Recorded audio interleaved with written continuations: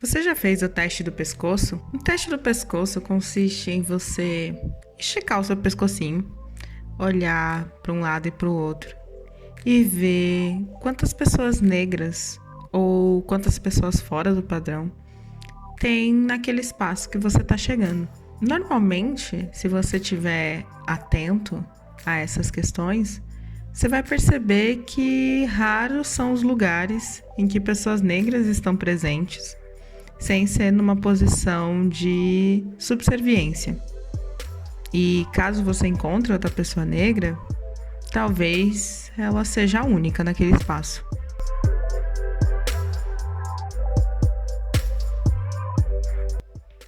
Oi, gente. Hoje o vídeo vai ser bem curtinho, vai ser mais um bate-papo mesmo com vocês.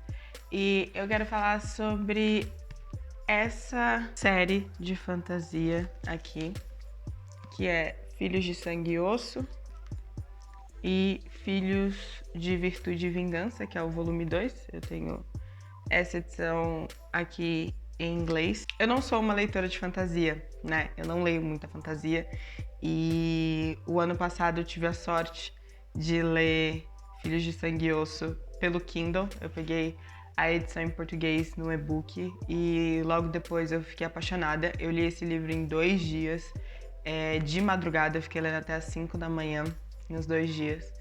E depois eu comprei a edição física, reli, tipo, 2 semanas de diferença só. Reli para poder fazer as marcações e fiquei esperando, né, para poder comprar. E aí aqui, esse segundo livro, ele tava, tipo, não tava em estoque, ele tinha que ser encomendado. Então ele demorou 1 mês e pouco para chegar. Foi o tempo de eu reler em inglês para ele chegar e eu fazer a leitura.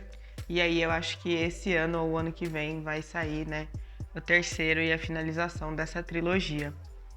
Mas mais do que falar sobre a história, porque eu acho que tem muito vídeo que conta a história desse livro, eu acho que esse é um assunto que é muito debatido, principalmente na comunidade brasileira, sobre a importância de livros YA e o fato de eles trazerem muita representatividade em muitos aspectos e como que isso é importante para as novas gerações de leitores e como que isso influencia essa nova geração de leitores e de como que todo livro YA que traz representatividade se torna um livro essencial, se torna um livro necessário, se torna um livro importante, quando não necessariamente essa é a verdade. E eu não tô aqui querendo desmerecer o gênero YA, eu não tô aqui querendo desmerecer o fato da necessidade real que a gente tem de ter livros com mais representatividade.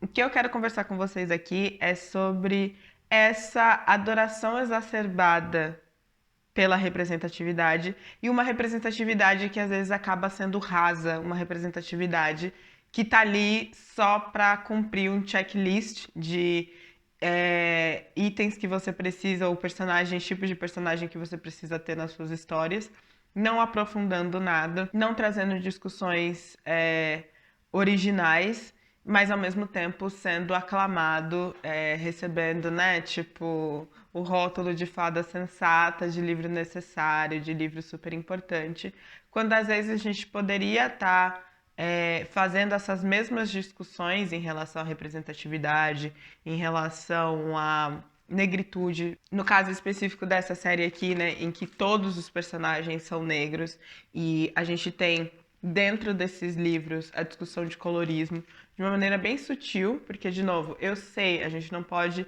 exigir de livros YA o mesmo tipo de aprofundamento de livros adultos, por exemplo. Mas eu acho que a discussão sobre isso está se tornando cada vez mais rasa. E para você ser aceito, principalmente no mercado editorial independente brasileiro, parece que para você ser aceito dentro desse meio, você precisa ter algum personagem que se encaixe em alguma caixinha de representatividade para que você possa ser aclamado e para que você possa ser divulgado e para que você possa até ser chamado para fazer parte, então, sabe, de alguma editora, algum grupo, alguma agência literária e tudo mais. Então, eu acho que essas questões estão fazendo com que a discussão sobre representatividade se esvazie. Eu só quero que a gente entenda que, sim, representatividade é muito importante. É o que eu falei no começo desse vídeo, sabe? Fazer o teste do pescoço. Quantos livros de fantasia vocês já leram que tinham personagens negros como protagonistas? Que tinham um núcleo inteiro somente de personagens negros, igual acontece aqui. Na época de fazer cosplay, essas coisas, se eu tivesse, se eu tivesse esse livro durante a minha adolescência e infância, eu ia ter personagens a quem me espelhar. Eu ia ter personagens que eu poderia me ver. Eu ia ter personagens que eu poderia falar assim, cara, essa pessoa sou eu. E assim, incrível, vou poder me vestir como ela, vou poder, fazer cosplay, vou poder usar a imagem dela, no meu MSN, sabe, daquela época. E e eu não tinha nada disso. E eu acho incrível que crianças e adolescentes, hoje em dia, têm acesso a esse tipo de literatura, têm acesso a essa força de representatividade que esses livros representam. Mas eu quero que a gente vá além. Eu quero que a gente consiga discutir todas essas questões também com base em livros adultos. E é exatamente o fato da gente poder estar discutindo isso hoje em dia, da gente poder ter um livro como esse tendo os direitos comprados pela Disney para virar filme e tudo mais, isso é um reflexo da sociedade que a gente vive hoje. Mas a gente não pode esquecer e a gente não pode passar uma borracha no que foi a literatura antes disso. Se foi positivo ou não, isso a gente pode discutir. Mas fazer thread, cancelar autor, sem fazer a contextualização daquela obra, ou daquele autor, ou daquela sociedade, eu acho errado.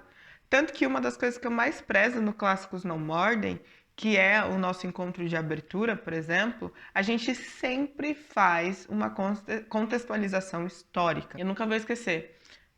A gente leu Heide, que é um livro clássico suíço. E durante a pesquisa que eu estava fazendo e durante, né, as coisas que eu estava vendo para a gente poder fazer o evento de abertura do Clássicos No Mordem, o que eu descobri foi que a Suíça, durante o século XIX, estava muito envolvida no tráfico de escravos nas Américas. Eu não sei se você sabia disso, eu não sabia disso. E aí eu consegui trazer a discussão sobre a falta de representatividade, ou então a forma como os personagens são trazidos nesses livros, ou como a Suíça naquele período deu as costas para esses assuntos ao mesmo tempo que estava fazendo o que estava fazendo, através de um livro clássico, através do entendimento do contexto histórico e social que aquela obra foi escrita. Então, assim, o poder da representatividade no livro YA, ele deve sim ser elogiado, ele deve sim ser, aclamado. Eu só não acho que a gente tenha que esquecer que dá sim para fazer essas discussões com outros tipos de livro, dá sim para a gente conversar sobre raça, sobre colorismo, sobre diversos assuntos com outros livros que não sejam os livros YA. O último vídeo mesmo que eu fiz aqui pro canal, que foi de Isaías Caminha, ele é um exemplo. Eu sei, eu entendo a importância de Cartas para Martin, mas ao mesmo tempo eu fico assim, galera, se você ler Escrivão Isaías Caminha, você vai ter o mesmo entendimento, se não maior, e relacionado com a nossa vivência, com o nosso racismo brasileiro. Então, assim, eu não sou leitora de YA, eu não sou leitora de fantasia, mas eu li esse aqui e eu amei. Foi, de longe, uma das melhores leituras que eu fiz no ano passado. Esse aqui, mais do que esse aqui. Esse aqui, eu lembro pouquíssimo da história, porque eu sinto que ele foi só encheção de linguiça pro terceiro livro, mas isso não importa aqui pro assunto do nosso vídeo. E eu consigo, sim, enxergar a importância desse livro, eu consigo enxergar a necessidade desse livro, o quanto que ele é necessário para as nossas crianças e adolescentes, o quanto que isso aqui teria feito a diferença na minha adolescência e na minha juventude, caso eu tivesse tido acesso. Mas eu quero que a gente vá além. Eu acho que a gente precisa, sim, sair desse mundo de thread e hashtag e textão e começar a aprofundar essas discussões, porque não é. Eu entendo que a gente está propenso a rotular todo mundo de fada sensata e de incrível, porque nunca errou.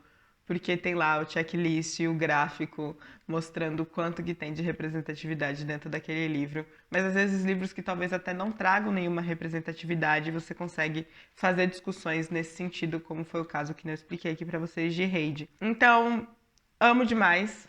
Tommy, pra mim, é uma autora exemplo. Eu sou muito fã dessa mulher. Eu acho que se um dia eu ver ela na minha frente, assim, eu vou cair me tremendo inteira. Eu acho incrível o que ela conseguiu fazer. Eu amo e eu torço muito pelo sucesso dela.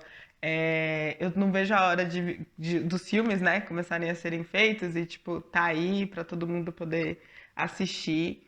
Enxergo, sim, a importância desses livros, mas a gente pode ir além. A gente pode trazer essa discussão sobre representatividade, e não só de negritude, eu acho que representatividade em todos os outros aspectos, de uma forma muito mais aprofundada e de uma forma que vá para além do YA.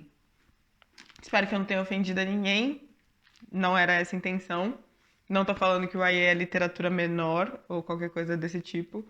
Eu só acho que a gente pode fazer essas discussões com base em outros livros, em outras histórias, sejam elas histórias clássicas, sejam elas histórias contemporâneas mais adultas. Tá bom, gente? Então é isso. Eu falei que o vídeo ia ser curtinho. Um beijo e até o próximo vídeo.